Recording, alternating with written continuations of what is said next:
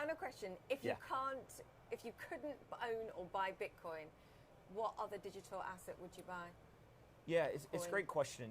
It would probably be digitized traditional assets, right, or tokenized traditional assets. I don't think that traditional assets are necessarily going to go away. What we're going to see is a similar transition from what we saw from what I call like the analog age of security. So stocks used to be physical pieces of paper that we would buy and sell and transact. Wait, so you wouldn't buy XRP or you wouldn't buy TRX? Why? No.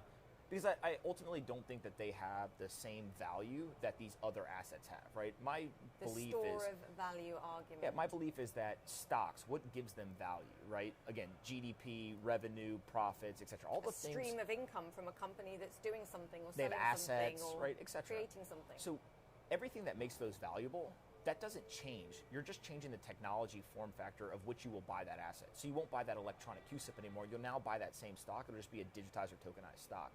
I actually like those assets. They're not bad assets, and I don't think that Bitcoin competes with those assets. What Bitcoin competes with very specifically is other currencies, right? And those currencies, even if they change their technology form factor, I think the monetary policy is bad.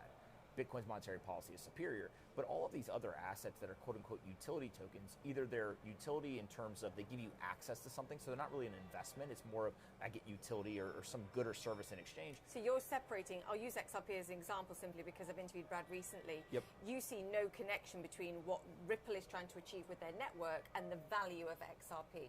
Yeah, so and I think Brad would say this, right, is Ripple, the software company, is different than XRP, the token. And I think that part of the problem is that retail investors have believed that by buying XRP, they have exposure to the financial performance of Ripple. That's obviously not true. And then it would be a security, and that's part of the argument.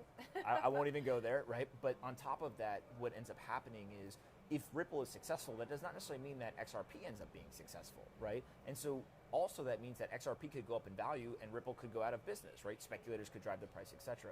So when you get this disjointment between XRP and Ripple or other assets that have a similar mechanism, what ends up happening is I, as an investor, actually want to own equity in the software company because there's profits, there's assets, there's all revenues, etc. I don't want to own the asset that may or may not be there in the future and doesn't have any underlying utility or value driver that I can point to and say I have confidence that that's going to last. Bitcoin's different because it's backed by the most secure computing network in the world.